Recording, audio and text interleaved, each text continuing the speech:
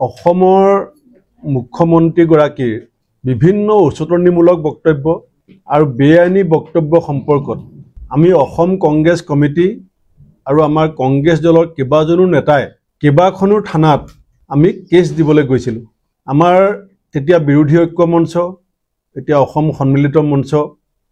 দিছপুৰ থানাত মুখ্যমন্ত্ৰীয়ে সাম্প্ৰদায়িক উচতনিমূলক বক্তব্য দিয়া বুলি আমি এটা কেছ দিছিলোঁ। মধ্যপ্ৰদেশৰ এখন জনসভাত মুখ্যমন্ত্ৰী হিমন্ত বিশ্ব শৰ্মা ডাঙৰীয়াই সোনিয়া গান্ধী ডাঙৰীয়ানীৰ ঘৰ জ্বলাই দিব লাগে আৰু অন্য এখন ৰাজ্যত গৈ আমাৰ নেতা ৰাহুল গান্ধীৰ বিৰুদ্ধে কৰা অতি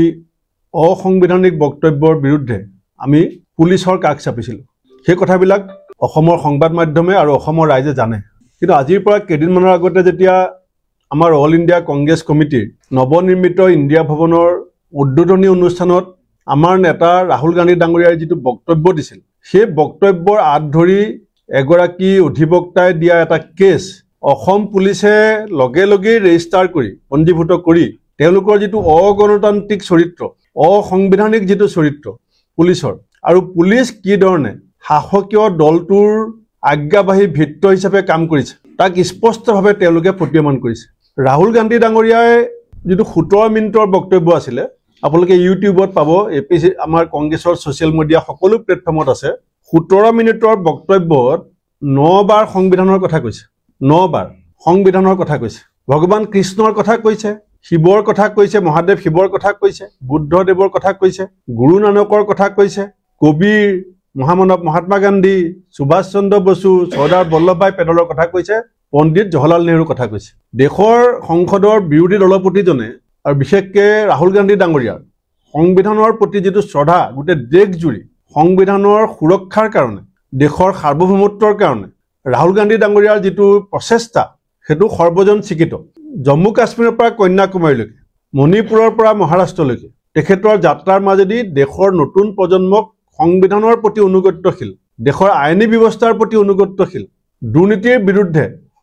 জাতিক জাগ্ৰত কৰিবৰ কাৰণে তেখেতৰ যিটো প্ৰচেষ্টা আছিল সেই কথা সকলোৱে দেখিছে। এতিয়া যিজন ব্যক্তিয়ে এই কেছটো দিছে, আপোনাৰ 152 BNS 152 BNS আইনখন অনা হৈছিলে সশস্ত্ৰ সংগ্ৰামক প্ৰতিৰোধ কৰিবৰ কাৰণে। সশস্ত্ৰ সংগ্ৰামক প্ৰতিৰোধ কৰিবৰ কাৰণে অনা আইনখন ৰাহুল গান্ধী ডাঙৰীয়াৰ বিৰুদ্ধে দিয়া কেছটোত সেই ছেকশ্যনটোত ৰেজিষ্টাৰ কৰা হৈছে, যিখন আইনৰ জৰিয়তে যাৱজ্জীৱন কাৰাদণ্ড বা 7 বছৰ পৰ্যন্ত কাৰাদণ্ড দিবলৈ বিজেপি, RSS আৰু অসমৰ মুখ্যমন্ত্ৰী হিমন্ত বিশ্ব শৰ্মা ডাঙৰীয়াই এটা চক্ৰান্ত কৰিছে। আমাৰ দেশৰ প্ৰথমগৰাকী প্ৰধানমন্ত্ৰী জৱাহৰলাল নেহৰু ডাঙৰীয়াই যিমান দিন প্ৰধানমন্ত্ৰী আছিল তাতকৈ বেছি দিন জেলত আছিলে। আজি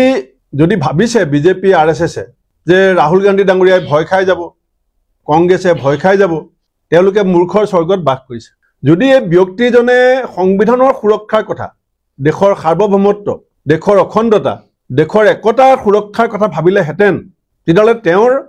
RSS প্ৰধান মোহন ভাগৱত ডাঙৰীয়াৰ বিৰুদ্ধে কেছ কৰিলেহেঁতেন। কাৰণ মোহন ভাগৱত ডাঙৰীয়াই কি কৈছিলে যে ভাৰতবৰ্ষত সেইদিনাখনহে স্বাধীনতা পাইছে যিদিনাখন ৰাম মন্দিৰৰ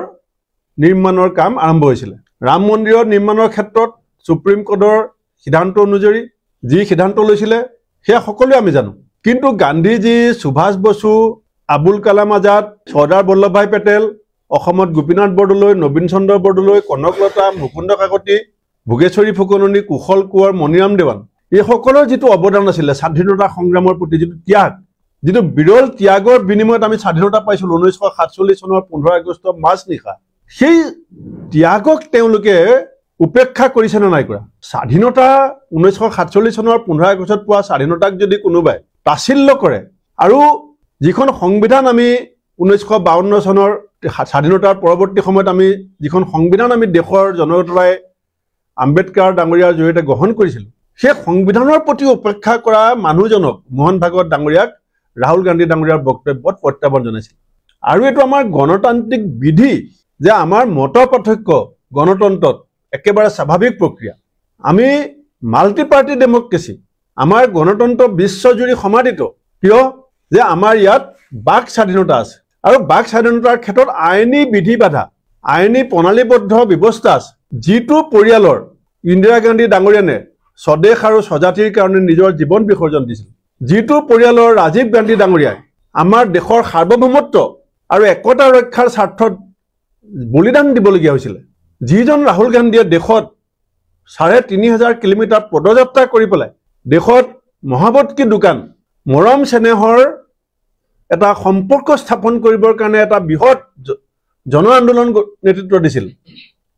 এটা সেই মানুহজনক দেশত দুই সজাব বিচৰা হৈছে কিয় তেখেতৰ এটা বাক্যৰ কাৰণে তেখেতে কি কৈছিলে সকলো ৰাইজে জানে যে পুলিচ কাৰ মতে ব্যৱহাৰ হৈ আছে যদি পুলিচ নিৰপেক্ষ আমি বিৰোধী দলসমূহে কংগ্ৰেছ দলে মুখ্যমন্ত্ৰীৰ বিৰুদ্ধে দিয়া কেছবিলাক কিয় ৰেজিষ্টাৰ নহয় যদি CID নিৰপেক্ষ তেতিয়াহ'লে কংগ্ৰেছ দল এৰি বিজেপিলৈ যোৱাৰ লগে লগে কেছবিলাক CIDয়ে কিয় লুকুৱাই থয় যদি CBI নিৰপেক্ষ তেতিয়াহ'লে সাউদা লুইচ বাৰ্জাৰৰ কেছটো আলোচনা কিয় নহয় যিটো কেছৰ কথা সৰ্বানন্দ সোণোৱাল ডাঙৰীয়া কিতাপ আকাৰে উলিয়াইছিল যদি CBI নিৰপেক্ষ যদি ED নিৰপেক্ষ আটাইতকৈ সোনকালে ধনী মুখ্যমন্ত্ৰী তালিকাত অন্তৰ্ভুক্ত মানুহজনৰ বিৰুদ্ধে EDয়ে কিয় মাত নেমাতে যদি ন্যায়িক ব্যৱস্থা ইলেকশ্যন কমিশনক কংগ্ৰেছ দলে কৈছিলে যে মুম্বাই মহাৰাষ্ট্ৰৰ ভোটাৰ লিষ্টখন আমাক দিয়ক যদি ইলেকশ্যন কমিশন নিৰপেক্ষ দেশৰ মূল বিৰোধী দলটোৱে বিচৰা ভোটাৰ লিষ্টখন ইলেকশ্যন কমিশনে লুকুৱাই থৈছে কিয় এই কথাখিনি ৰাহুল গান্ধী ডাঙৰীয়া বক্তব্যত কৈছিলে যে আমি আমাৰ দেশৰ যিখিনি গণতান্ত্ৰিক সাংবিধান প্ৰদত্ত ব্যৱস্থা আছে ন্যায়িক ব্যৱস্থা election commission CBI ED police এইখিনিক বিজেপি দলে নিজৰ অস্ত্ৰ হিচাপে ব্যৱহাৰ কৰিছে গতিকে আমি we are fighting against the institution of the state আমাৰ ৰাষ্ট্ৰখনৰ মূল যিখিনি সংবিধান প্ৰদত্ত ব্যৱস্থা এইখিনিৰ বিৰুদ্ধে আমি যুঁজিবলগীয়া হৈছে সেই কথাটোকে প্ৰকাই জকাই এটা কেছ বনাই পেলাই আজি যিটো ষড়যন্ত্ৰ কৰিছে মই বিজেপি RSS আৰু হিমন্ত বিশ্ব শৰ্মা ডাঙৰীয়াক আৰু অসম পুলিচক তীব্ৰ ভাষাৰে গৰিহণা দিছোঁ আৰু আমি আইনীভাৱেও ইতিমধ্যে আমাৰ এগৰাকী গুৱাহাটী হাইকোৰ্টৰ জ্যেষ্ঠ অধিবক্তাক দায়িত্ব দিছোঁ এই কেছটো চোৱা চিতা কৰিবৰ কাৰণে কিন্তু বন্ধুসকল যদি ভগৱান কৃষ্ণৰ কথা কোৱাৰ কাৰণে মহাদেৱ শিৱৰ কথা কোৱাৰ কাৰণে বুদ্ধদেৱৰ কোৱাৰ কথা কাৰণে যদি দেশদ্ৰোহী হয় কংগ্ৰেছে সেই কথা সদায় ক'ব সংবিধান সুৰক্ষাৰ কথা কোৱাৰ কাৰণে কাৰণ ৰাহুল গান্ধী ডাঙৰীয়াই সংবিধানৰ প্ৰতি কিমান সদাশীল ৰুল অফ দ্য কাণ্ট্ৰি আমাৰ দেশৰ যিখিনি আইনী ব্যৱস্থা ক্ৰিমিনেল ল সম্পৰ্কত ৰাহুল গান্ধী ডাঙৰীয়া কিমান সদাশীল 65 ঘণ্টা ED জেৰা সন্মুখীন হৈছে ৰাহুল গান্ধী ডাঙৰীয়া যদি দেশৰ সংবিধানৰ প্ৰতি যদি তেখেতৰ সন্মান নাথাকিলেহেঁতেন ED সন্মুখত কেজৰিৱাল ডাঙৰীয়াই EDয়ে কথা চামন মানি নললে ৰাহুল গান্ধী ডাঙৰীয়া 65 ঘণ্টা ED সন্মুখত থিয় হৈছে খানাপাৰাত যেতিয়া ৰাহুল গান্ধী ডাঙৰীয়া গুৱাহাটী মাজদি যাবলৈ ওলাইছিলে আমি অসম কংগ্ৰেছে বেৰিকেড আঁতৰাই পেলাই ৰাহুল গান্ধী ডাঙৰীয়াক গুৱাহাটী মাজদি নিব বিচাৰিছিলোঁ সমগ্ৰ অসমৰ ৰাইজ সাক্ষী হৈ আছে ৰাহুল গান্ধী ডাঙৰীয়াই কি ক'লে যে বেৰিকেড আঁতৰাই পেলাই আমি মুখ্যমন্ত্ৰীৰ অহংকাৰ ভাঙিছোঁ কিন্তু আমি আইন নেভাঙো মনত পেলাব ৰাহুল গান্ধী ডাঙৰীয়াই কৈছিলে যে আমি বেৰিকেড আঁতৰাইছোঁ এই বেৰিকেড আঁতৰাই আমি যিটো কৰিছোঁ সেয়া মুখ্যমন্ত্ৰী হিমন্ত বিশ্ব শৰ্মাৰ অহংকাৰ ভাঙিছোঁ আমি কেতিয়াও আইন নেভাঙো বুলি কৈ তেখেতে চৰকাৰে যিফালে বাধা দিছিলে সেই বাধা মানি পেলাই তেখেত অন্য ৰাস্তাদি নামনি অসমৰ ফালে তেখেতৰ যাত্ৰা তেখেতে চলাই গৈছিলে যেতিয়া বিভিন্ন জেগাত তেখেতৰ বিৰুদ্ধে য'ত য'ত কেছ হৈছে তেখেতে সদায় মানি লৈছে কোৱাৰ্টাৰ খালী কৰিবলৈ কোৱা হ'ল খালী কৰি দিছিলে গতিকে সেইগৰাকী ৰাহুল গান্ধীৰ বিৰুদ্ধে হিমন্ত বিশ্ব শৰ্মাৰ উচতনিত যি ষড়যন্ত্ৰ হৈছে আমি অসম প্ৰদেশ কংগ্ৰেছ কমিটিক তীব্ৰ ভাষাৰে গৰিহণা দিছোঁ অসম পুলিচৰ নিৰপেক্ষতা অসম পুলিচৰ যিটো আত্মমৰ্যাদা আৰু স্বাভিমান তাক ৰক্ষা কৰাৰ স্বাৰ্থত director general of police Srijut GP Singh ডাঙৰীয়াকো মই আহ্বান জনাইছোঁ যে এজন ৰাজনৈতিক উচ্চাকাংক্ষা থকা ব্যক্তিৰ পৰিচালনাত অসম পুলিচৰ দৰে এটা বৃহৎ অনুষ্ঠানক কুলসিত আৰু কলংকিত নকৰিব সমগ্ৰ দেশৰ জনসাধাৰণে এই কথা চাই আছে আৰু আমি জেললৈ যাবলৈ ভয় কৰা দল নহয় আমি গুলি খাবলৈ ভয় কৰা দল নহয় জেললৈ যাবলৈ ভয় কৰিলে গুলি খাবলৈ ভয় কৰিলে কংগ্ৰেছ দলৰ নেতৃত্বত পৰাক্ৰমী ব্ৰিটিছৰ পৰা স্বাধীনতাৰ সোৱাদ দেশবাসীক কংগ্ৰেছে আনি দিব নোৱাৰিলেহেঁতেন আৰু সেইখিনি কথাই ৰাহুল গান্ধী ডাঙৰীয়াই কৈ আহিছে সেইকাৰণে বন্ধুসকল মই এই কথাখিনি ক'বৰ কাৰণে আপোনালোকক মাতিছিলোঁ আৰু মোৰ এই কথাত নিশ্চিত যে আইনীভাৱে আমি এই যুঁজখনত জিকিম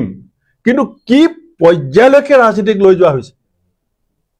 দেশৰ স্বাধীনতাৰ প্ৰতি কেনেকৈ RSS বিজেপিয়ে উপলুঙা আৰু তাচ্ছিল্য কৰিছে সংবিধানখনক তেওঁলোকে কেনেকৈ উপলুঙা আৰু তাচ্ছিল্য কৰিছে আইনী গোটেই প্ৰক্ৰিয়াটোক তেওঁলোকে নিজৰ মতে কেনেকৈ ব্যৱহাৰ কৰিব বিচাৰিছে এই কথাখিনি কিন্তু আমি সকলোৱে বুজি পোৱা উচিত আৰু আমাৰ দেশৰ সংবিধান প্ৰদত্ত অনুষ্ঠান আৰু আইন ৰক্ষাৰ স্বাৰ্থত এই একনায়কত্ববাদী চৰিত্ৰৰ বিজেপিক 2026ত অসমৰ পৰা বিদায় দিবৰ কাৰণে আমি এতিয়া গাঁৱে গাঁৱে চুবুৰীয়া অঞ্চলে অঞ্চলে নগৰে চহৰে গৈ ৰাইজৰ মাজত জনমত তৈয়াৰ কৰিবৰ কাৰণে আমি ইতিমধ্যে কাৰ্যসূচী লৈছোঁ ধন্যবাদ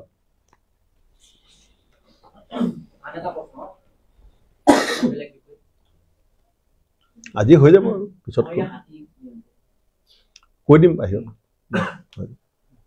হ'ব কম হ'ব ধন্যবাদ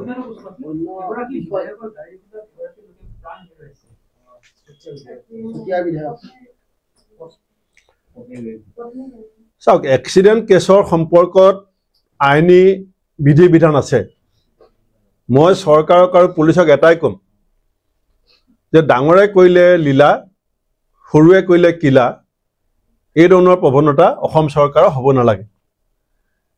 দুৰ্ঘটনাজনিত মৃত্যুৰ কাৰণে যিখিনি শাস্তি পাব লাগে সেইখিনি সকলোৰে আইন সকলোৰে কাৰণে সমান গতিকে বিধায়ক হোৱাৰ কাৰণে তেওঁ বাচি যাব এজন সাধাৰণ ব্যক্তি হোৱাৰ কাৰণে তেওঁ ফচি যাব এই ধৰণৰ যাতে দৃষ্টিভংগী চৰকাৰে নলয় যাতে মানুহে ভাবিবলৈ বাধ্য হ'ব নহ'লে যে আইন সবৰে কাৰণে সমান নহয় গতিকে সকলো যাতে আইনৰ প্ৰতি সদাশীল হৈ থাকে তাৰ কাৰণে আইনী যিটো ব্যৱস্থা সেইটো ডাঙৰ সৰু বাছ বিচাৰ কৰিব নালাগে দ্বিতীয়তে হাতীৰ ক্ষেত্ৰত যিটো কথা কৈছে যে এইটো অত্যন্ত কালি মই দেখিছোঁ এখন ফটোৱে ময়ো মানে মনত চুই গৈছে যে এটা হাতী কেনেকৈ ট্ৰাকৰ পৰা কানি কানি অসমখন চাই গৈছে কাৰণ হাতী বহুত জ্ঞানী জন্তু আমি হাতী সম্পৰ্কত স্কুলত ৰচনা লিখিছিলোঁ হাতী স্মৃতি শক্তি খুব প্ৰখৰ আনকি হাতীয়ে নিজৰ পূৰ্বপুৰুষৰ মৃত্যু হোৱা স্থানবিলাকো বিচাৰি যায় হাতী মই যেতিয়া বিধায়ক আছিলোঁ তেতিয়া আমাৰ এখন গাঁৱত প্ৰৱেশ কৰিছিলে তেতিয়া CCF এগৰাকী বিষ্ণৈ বুলি আছিলে তেখেতে মোক কৈছিলে যে হাতী আপোনালোকৰ গাঁৱলৈ অহা নাই মই কৈছিলোঁ যে চাওকচোন আমাৰ এই গাঁওখনত আহি হাতী সোমাইছে তেতিয়া প্ৰিন্সিপাল চিফ কনজাৰভেটৰ ফৰেষ্টে মোক কৈছিলে যে হাতী আপোনালোকৰ গাঁওখনলৈ অহা নাই বিষ্ণৈ ডাঙৰীয়া কৈছিলে অকে আপোনালোকৰ মানুহখিনি আপোনালোকৰ গাঁৱলৈ হাতী অহা নাই হাতী নিজৰ জেগালৈ আহিছে এয়া হাতীৰ পূৰ্বপুৰুষৰ স্থলী আৰু ইয়াত যিখিনি খাদ্য উপাদান আছে এইখিনি হাতীৰ কাৰণে এইটো হাতীৰ জেগা এতিয়া হাতীয়ে কেইবাটা পূৰ্বপুৰুষৰ স্থলী বিচাৰি উলিয়াব পাৰে ইমান স্মৃতি শক্তি প্ৰখৰ সেই হাতীক যেতিয়া হিমন্ত বিশ্ব শৰ্মাই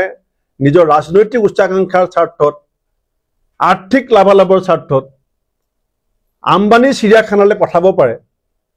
এইজন মুখ্যমন্ত্ৰীৰ যে আবেগ অনুভূতি একো নাই এই মুখ্যমন্ত্ৰীৰ যে হৃদয় এজন ৰজা হ'বলৈ হ'লে এজন নেতা হ'বলৈ হ'লে তেওঁ অকল বিবেকবান হ'লে নহ'ব তেওঁ হৃদয়বান হ'ব লাগিব কিন্তু অসমীয়া জাতিৰ দুৰ্ভাগ্য যে আমাৰ ৰাজ্যখনৰ মূল নেতাজন হৃদয়বান নহয় এই কথাটো কালি ৰাস্তাত সমগ্ৰ ৰাজ্যখনৰ আৰু দেশৰ মানুহে দেখিছে আজি গৈ নাপাওঁগৈ আজি মই গৈ পেলাই আধা বাটত থাকিব লাগিব কাৰণ জানে যে শদিয়া প্ৰায় 10 ঘণ্টামান লাগিব যাক গৈ পাওঁতে সেইকাৰণে মই কালিলৈ ৰাজীৱ শদিয়া ডাঙৰীয়া ঘৰত যাম আৰু গৈ পোৱা দেৰিয়ে হৈছে কাৰণ দিল্লীত মিটিং আছিলে তাৰপিছত মহাকুম্ভত গ'লোঁ আৰু সেইকাৰণে সময়মতে গৈ পোৱা নাই যদিও কালিলৈ তেখেতৰ ঘৰলৈ যাম আৰু তাতে মই গৈ যিখিনি ক'বলগীয়া আছে আমি ক'ম আৰু আমাৰ দলৰ ফালৰ পৰা আমি যি পাৰোঁ সহযোগিতাও আগবঢ়াম